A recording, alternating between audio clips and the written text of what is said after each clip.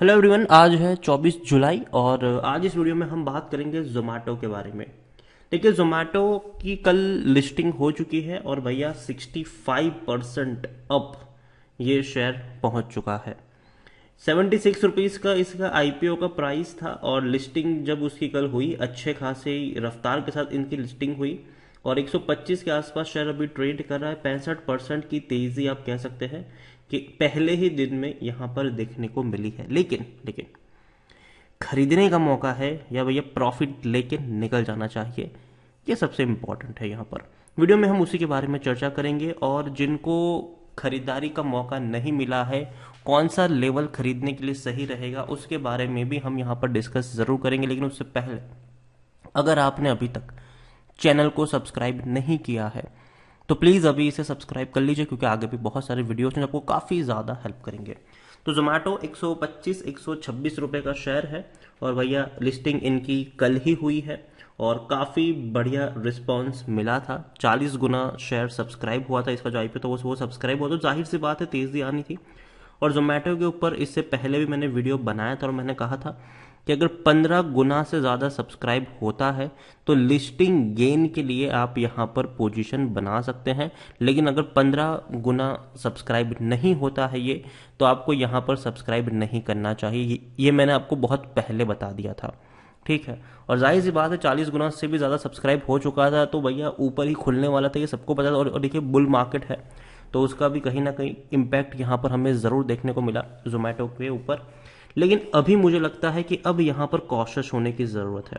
देखिए, same example देना चाहूँगा मैं बर्गर किंग और मिसेस बेक्टर फूड्स के शेयर का, कि बहुत बढ़िया लिस्टिंग हुई, 2-3 दिन तक बहुत बढ़िया तेज़ी भी आई।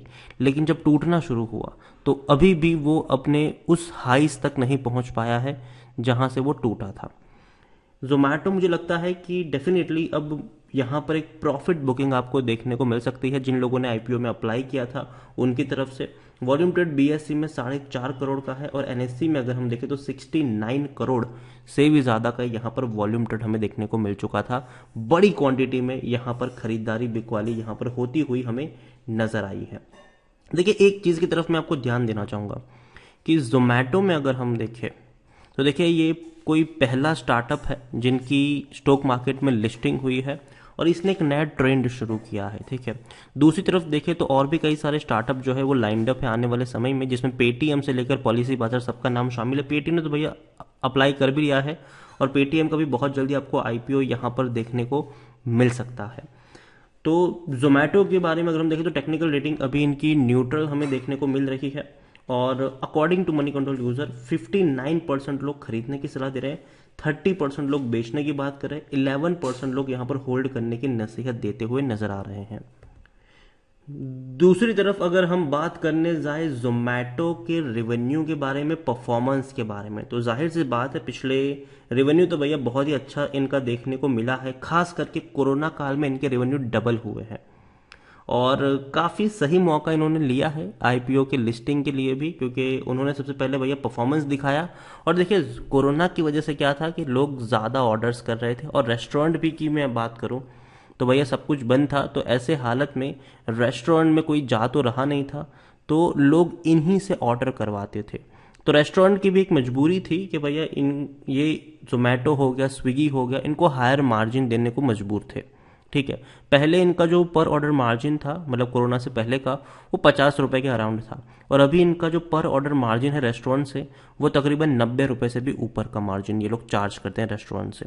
तो कहीं ना कहीं रेस्टोरेंट को ये चार्ज देना पड़ रहा था।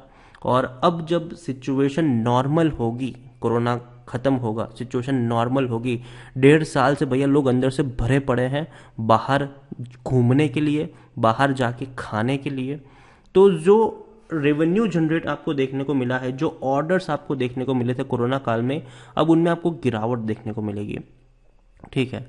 तो इस चीज़ को भी आप समझिए। अगर आप रेस्टोरेंट से अगर आप जोमेटो या स्विगी से कोई खाना मंगवाते हैं किसी बड़े रेस्टोरेंट से, तो जनरली आपको देखने को मिलता है कि उनके साथ में कोई भैया खुद भी होती है कि भैया हमसे डायरेक्ट ऑर्डर कर लीजिए, हम कम चार्ज करेंगे आपसे।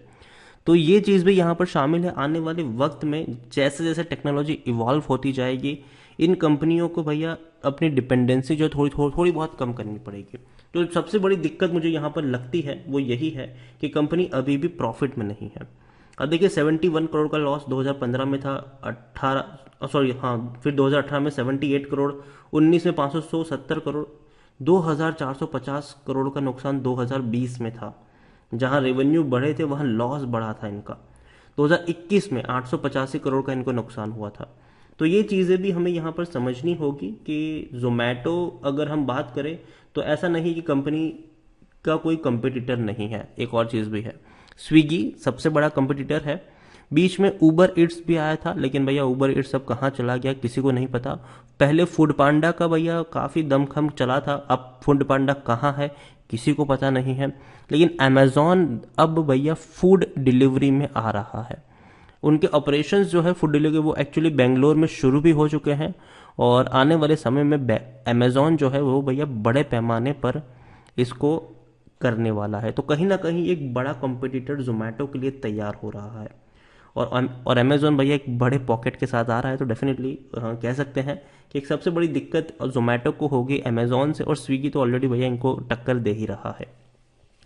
तो जोमेटो देखिए मैं सिंपल चीज़ कहूँगा, मुझे लगता है कि कोरोना काल में इन्होंने अपने रेवेन्यू जो है वो डबल कर लिए थे, और अब भैया कोरोना काल तो है नहीं और ना ही हमेशा के लिए रहने वाला है।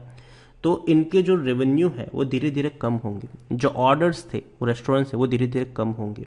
तो ऐसे में अगर देखा जाए तो जोमेटो मुझे लगता है कि अभी मैं इसमें खरीदारी नहीं करूँगा।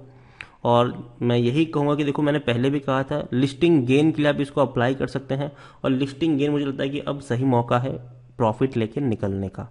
एक वक्त के लिए प्रॉफिट ले लेना चाहिए, और दोबारा मैं खरीदारी यहाँ पर तब करूँगा जब मुझे ये 100 से 90 रुपए के बीच में अगर ये मिलेगा, तो डेफिनेटली मैं उस लेवल पर इस दोबारा एक बार इवेल्युएट करूँगा कि भैया मौका है कि नहीं। और अगर उस वक्त मुझे ये सस्ता लगेगा तो डेफिनेटली मैं वीडियो बनाकर आपको अपडेट भी कर दूंगा। और दूसरी बात देखिए, जब भी आईपीओ आता है ना तो उस शेयर की हाइप होती है, ठीक है, लेकिन कुछ दिनों बाद लेकिन धीरे धीरे जैसे वक्त जब गुजरता है तो जो हाइप होती है उस शेयर की वो धीरे धीरे कम होती है।